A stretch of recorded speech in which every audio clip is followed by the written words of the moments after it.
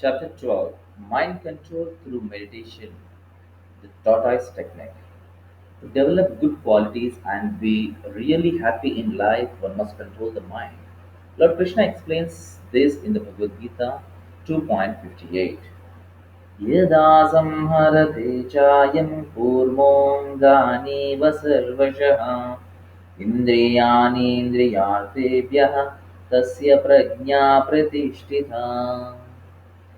One who is able to withdraw his senses from sense objects, as the tortoise draws its limbs within the shell, is firmly fixed in perfect consciousness. The senses are compared to venomous serpents. They want to act loosely and without restriction. But we must be strong enough to control the serpents like a snake charmer.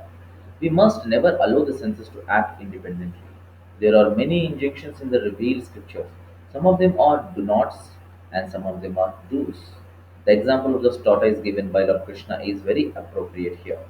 The tortoise can at any moment wind up his senses and exhibit them again at any time for particular purposes. Next chapter, Regulative Principles of Freedom. Similarly, we must refrain our senses from engaging in activities which only pollute our mind and consciousness.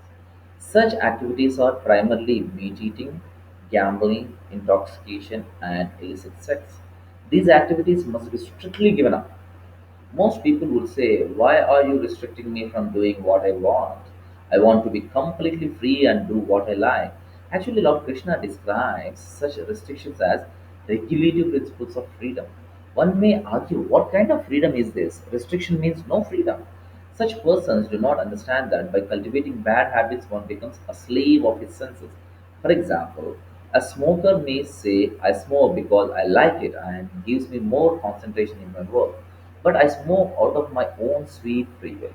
Whenever I choose to, I can give it up. They say this only because of their inflated ego. In reality, such people become slaves of their bad habits and are never able to give it up throughout their lives. In the Western world, in the name of freedom, everyone engages in free sex, boozing, etc., without any restriction, and they become addicted to such activities.